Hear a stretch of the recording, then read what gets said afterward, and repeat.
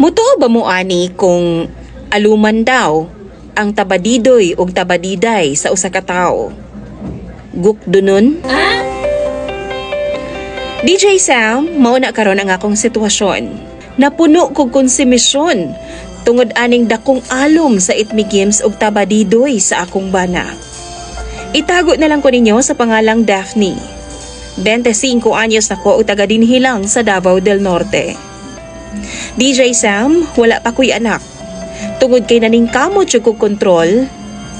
Kay DJ, ingon sa dili pa ko sure sa ako ang bana. Grabe man gud ang konsumisyon nga iyahang gihatag sa ako Grabe ang akong bana. Nga tawgon na lang nato siya sa pangalang Andrew. Nag-ila mi ni Andrew, DJ Sam, pinaagi sa amo ang common friend. Actually, doon na pud ko'y sayop.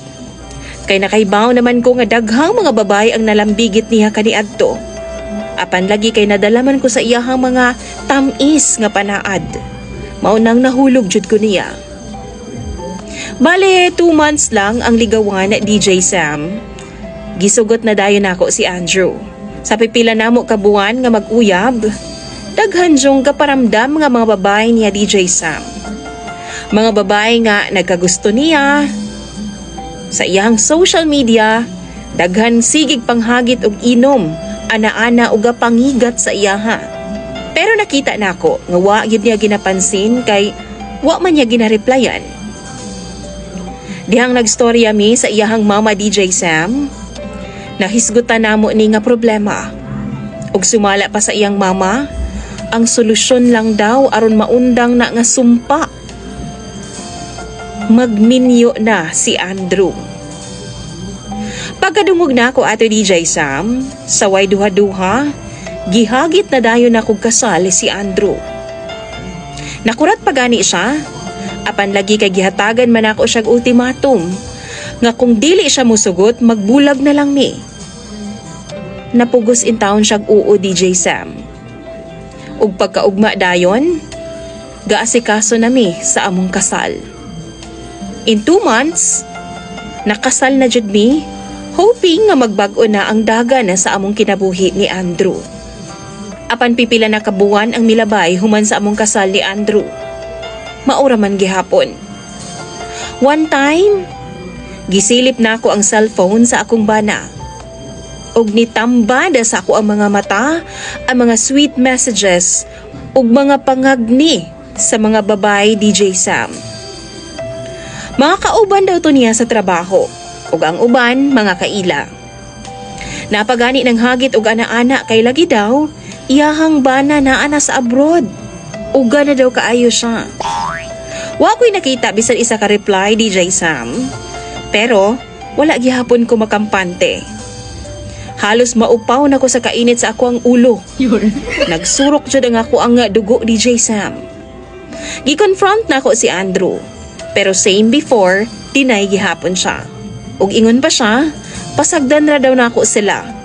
Ang importante daw, loyal daw siya sa ako Ug di daw siya mubuhat og mga lakang nga ikaguba sa among relasyon.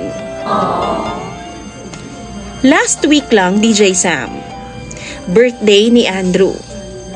Sa tunga-tunga sa among selebrasyon na ay niabot nga delivery. Food package pa DJ Sam. With matching flowers pa. Kauban daw sa iyang trabaho nga babay ang nagpadaan ni adto. Inlababo daw kaayo sa iyaha.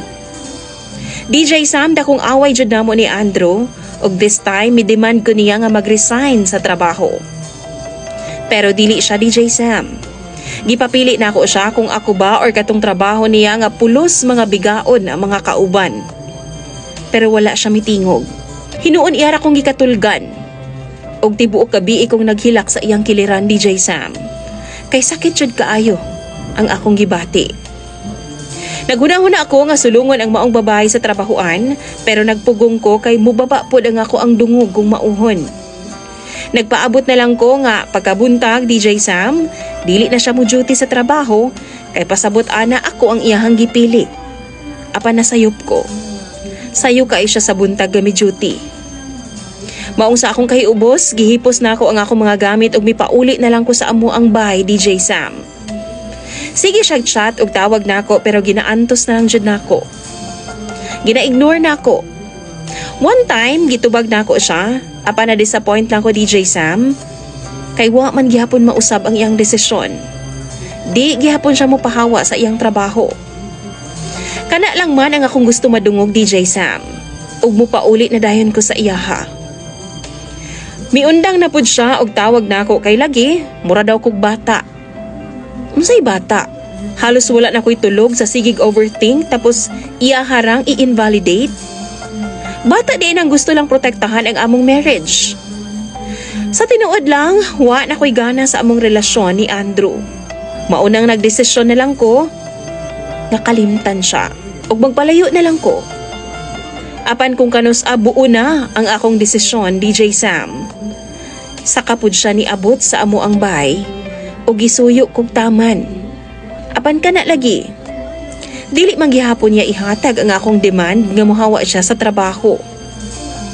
DJ Sam, og ingon man sa imong mga followers. Naa pa ba'y future ning among kaminyo o ni Andrew? Or mas maayong tumanon na lang nako ang pagpalayo para sa ako ang peace of mind? Please, tambagi ko ninyo sa comment section.